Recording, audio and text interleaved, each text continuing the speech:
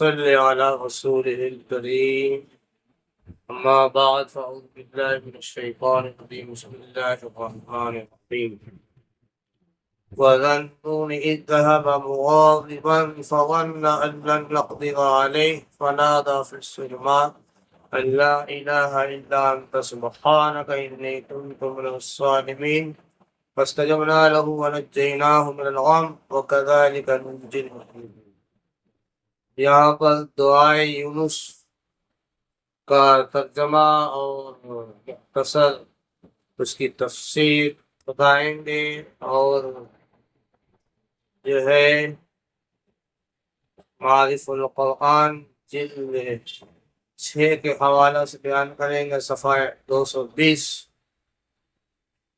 اور دعا یونس کا کمال کیا، خوبی کیا، خاصیت کیا ہے، پاور کیا ہے، اس میں طاقت کیا ہے، جو ہے اس کو ہم بتائیں گے کتنا کارآمد ہے. تو اس کا ترجمہ ملاحظہ فرمائیے، خلاصہ کے ساتھ فرماتے ہیں اس کا ترجمہ میں: اور مچھلی والے پیغمبر یعنی حضرت یونس علیہ السلام کے قصہ کا تذکرہ کیجیے. اللہ تعالیٰ فرماتے ہیں جب یونس علیہ السلام اپنی قوم سے جبکہ وہ ایمان نہ لائی، ان کی قوم ایمان نہیں لائی، دعوت دیتے رہے لیکن ایمان نہیں لائی، خفا ہو کر چل دیے. یونس علیہ السلام ناراض ہو گئے، بات نہیں مانتی ہے قوم، سال سے سمجھا رہے ہیں، تو خفا ہو کر کے وہ قوم سے کہیں دوسری جگہ چل دی. اور ان کی قوم پر سے عذاب ٹلنے کے بعد بھی خود واپس نہ آئے، اور اس سفر کے لیے ہمارے حکم کا انتظار نہیں کیا. اور انہوں نے اپنے اجتہاد سے یہ سمجھا کہ ہم چلے جانے میں ان پر کوئی داروگیر نہ کریں گے، یعنی چونکہ اس فرار کو انہوں نے اپنے اجتہاد سے جائز سمجھا اس لیے وحی کا انتظار نہ کیا. لیکن چونکہ امید وحی کا انتظار انبیاء کے لیے مناسب ہے، اور یہ مناسب کام ان سے ترک ہو گیا.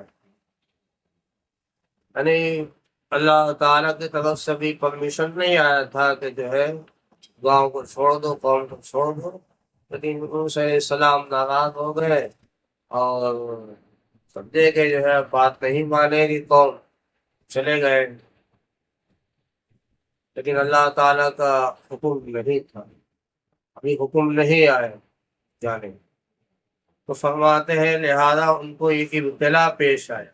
اللہ کا حکم نہیں آیا تھا تو جو ہے یونس علیہ السلام آزمائش میں آ گئے. یہ آزمائش ہوئی کہ راستہ میں ان کو کوئی دریا ملا، اور وہاں کشتی میں سوار ہوئے. کشتی چلتے چلتے رک گئی دریا میں.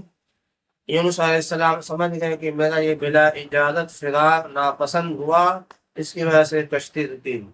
یعنی اللہ تعالیٰ نے اجازت نہیں دی تھی گاؤں چھوڑنے کی، قوم کو چھوڑنے کی، اگرچہ قوم بات نہیں مان رہی تھی، ابھی اجازت نہیں آئی تھی، لیکن چلے گئے یونس علیہ السلام.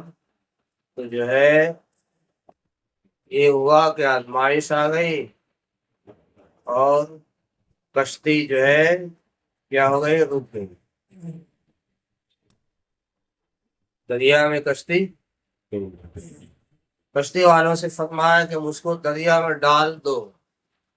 یعنی یونس علیہ السلام کو سمجھ میں آ گیا کہ جو ہے بغیر اجازت کے ہم گاؤں اور قوم کو چھوڑے ہیں، تو اللہ خفا ہو گئے ہیں، اس لیے کشتی جو بھور میں آ گئی ہے. تو یونس علیہ السلام نے کشتی والوں سے کہا کہ بھائی مجھ کو دریا میں ڈال دو. لیکن کشتی والے راضی نہیں ہوئے. قرآن پر اتفاق ہوا، قرآن اندازی کی گئی کہ جس کا نام آئے گا اس کو ڈالا جائے گا. تب بھی انہی کا نام، لیکن ایسا ہوا کہ جو ہے قرآن اندازی جب بھی کیا گیا تو یونس علیہ السلام کا نام آ جا رہا. اور کشتی والے جانتے تھے کہ آپ بہت صالح اور نیک اور بزرگ ہیں، اب غالباً یہ بھی جانتے تھے کہ نبی ہے تو ان کو نہیں ڈالتے تھے، لیکن نام یونس علیہ السلام ہی کا آ رہا ہے کہ انہیں کو ڈالا جائے۔ آخر ان کو دریا میں ڈال دیا، اب ڈالنا پڑ گیا کہ نام تو انہیں کا آ رہا ہے مجبوراً، اور یہ اللہ کے حکم سے ان کو ایک مچھلی نے نگل لیا دریا میں، کشتی والوں نے ڈال دیا تو مچھلی آئی بہت بڑی اور آپ کو نگل لیا۔ یہ روایت کہاں ہے؟ اخرجہ ابن ابی حاتم عن ابن عباس کذا فی الدر المنثور، وہاں ملے گی یہ بات۔ آگے دیکھیے، پس انہوں نے اندھیروں میں پکارا۔ اب جو ہے یونس علیہ السلام مچھلی کے پیٹ میں چلے گئے، اب تکلیف شروع ہوئی تو جو ہے یونس علیہ السلام وہاں اللہ کو پکارنا شروع کر دیا۔ ایک اندھیرا مچھلی کے پیٹ کا، دوسرا دریا کے پانی کا، دونوں گہرے اندھیرے جو بہت سے اندھیروں کے قائم مقام، یا تیسرا اندھیرا رات کا۔ قال ابن مسعود رضی اللہ عنہ کما فی الدر المنثور، غرض ان تاریکیوں میں دعا کی کہ آپ کے سوا کوئی معبود نہیں، آپ سب نقائص سے پاک ہیں، میں بے شک قصوروار ہوں۔ یعنی یونس علیہ السلام نے توبہ شروع کر دیا، استغفار کیا، جس سے مقصود یہ ہے کہ میرا قصور معاف کر کے اس شدت سے نجات دے دیجیے کہ اللہ جو ہے مچھلی کے پیٹ میں، اندھیروں میں، دریا میں آ گئے ہیں، بڑی تکلیف ہو رہی ہے، اور ہم آپ کی پرمیشن سے نہیں آئے تھے، جو ہے پرمیشن کے بعد آنا چاہیے، اس لیے میں اپنے جو ہے کوتاہی کو، قصور کو قبول کرتا ہوں، آپ کے سوا کوئی معبود نہیں ہے، میں قصوروار ہوں، جو ہے معاف فرما دیجیے۔ یہ دعا کی تو اللہ تعالیٰ فرماتے ہیں سو ہم نے ان کی دعا قبول کی اور ان کو اس گھٹن سے نجات دی۔ اس کا قصہ سورہ صافات میں مذکور ہے، فنبذناہ بالعراء میں مذکور ہے۔ آگے فرماتے ہیں ہم اسی طرح اور ایمان والوں کو بھی کرب اور غم سے نجات دیا کرتے ہیں، جبکہ چندے غم میں رکھنا مصلحت نہ ہو۔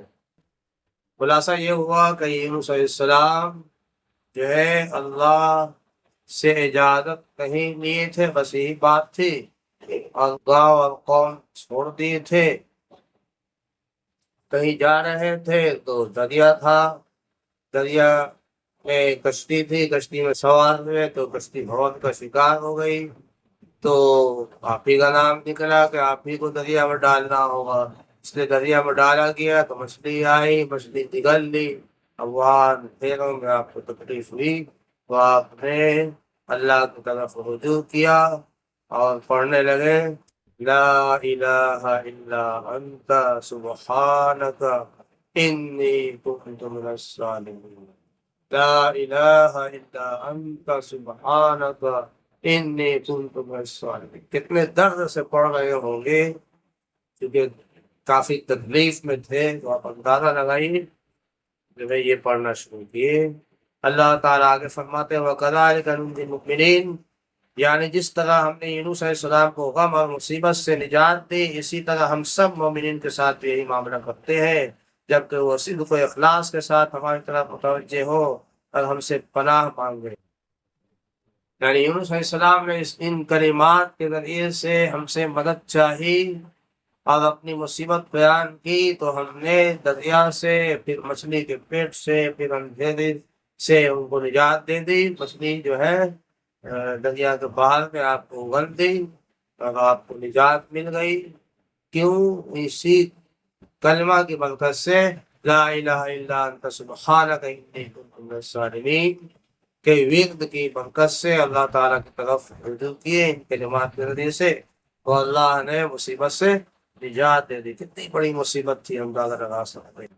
اللہ تعالیٰ آگے یہ فرماتے ہیں کہ ہم جو ہے اسی طرح ایمان والوں کو بھی نجات دیتے ہیں۔ فرماتے ہیں جس طرح ہم نے یونس السلام کو غم اور مصیبت سے نجات دی، اسی طرح ہم سب مومنین کے ساتھ بھی یہی معاملہ کرتے ہیں، یعنی نجات دیتے ہیں، جبکہ وہ صدق اور اخلاص کے ساتھ ہماری طرف متوجہ ہو. یعنی اللہ تعالیٰ کی طرف جو بھی ایمان والا صدق اور اخلاص کے ساتھ رجوع کرے گا، معافی چاہے گا، توبہ استغفار کرے گا، تو اللہ تعالیٰ فرماتے ہیں کہ ہم نجات دیں گے. حدیث میں ہے کہ رسول اللہ صلی اللہ علیہ وسلم نے فرمایا کہ ذوالنون کی وہ دعا جو انہوں نے بطن ماہی کے اندر کی تھی، وہ دعا کی تھی یہی جو ہم نے ابھی پڑھی، یعنی لا الہ الا انت سبحانک انی کنت من الظالمین. تو اس دعا کے بارے میں آپ علیہ الصلوۃ والسلام فرماتے ہیں کہ جو مسلمان اپنے کسی مقصد کے لیے ان کلمات کے ساتھ دعا کرے گا، اللہ تعالیٰ اس کو قبول فرمائے. رواہ احمد والترمذی والحاکم وصححہ من حدیث سعد بن ابی وقاص رضی اللہ عنہم حسب الحدی. یہ کلمہ کتنا قیمتی ہے، کتنی زبردست مصیبت کی مسلمان پر آئی تھی، اسے نجات ملی. اور اللہ تعالیٰ وعدہ فرما رہے ہیں، قرآن میں اللہ وعدہ فرما رہے ہیں کہ ایمان والے بھی اسی طرح ہم سے رجوع کریں گے تو ہم کو بھی، ہم ایمان والوں کو بھی جو ہے نجات دیں گے، جبکہ اس طرح کا ہے. اور حدیث کیا کہہ رہی ہے کہ اسی کلمہ جو السلام نے جس کلمہ کی برکت، جس کلمہ کا ورد کیا تھا، اللہ سے دعا کی تھی تو ان کو نجات ملی.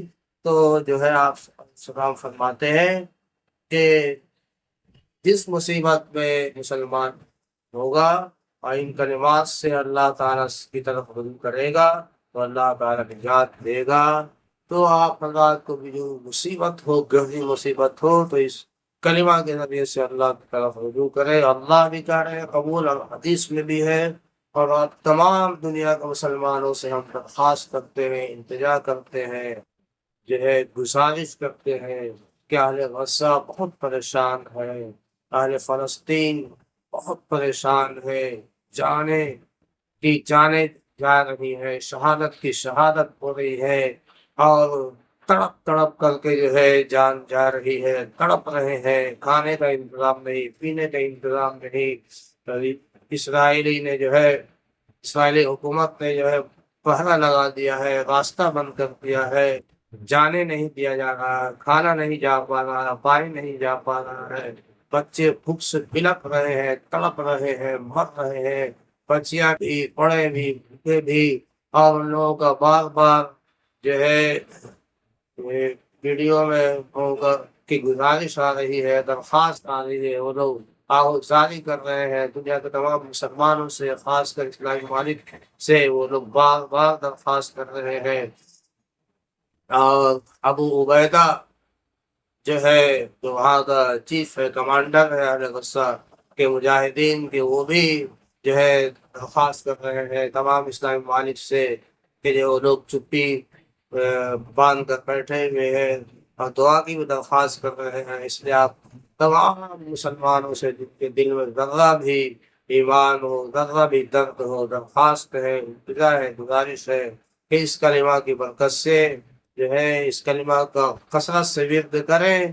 جب بھی موقع ملے خوب کثرت سے پڑھیں اور پڑھ کر ان لوگوں کے لیے دعا کریں.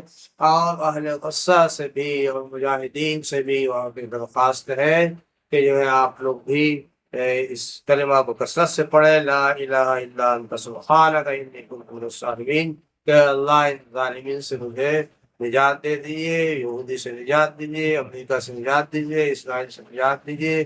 اس کلمہ کو کثرت سے مجاہدین بھی پڑھے، غزہ والے، فلسطین والے، تمام دنیا کے مسلمان پڑھ کے جو ہے اللہ تعالیٰ سے دعا کریں تو اللہ تعالیٰ جو وعدہ کر رہے ہیں قبول کریں گے دعا. حدیث میں بھی ہے کہ جو دعا قبول ہوگی تو جو ہے ایسا کرنے سے نجات ملے گی انشاءاللہ، جو وعدہ ہے. اور اس کے ساتھ ساتھ جو اسباب ہے، اس اسباب کے ساتھ بھی مقابلہ کریں، ہمت سے کام لے، شجاعت سے کام لے، بہادری سے کام لے.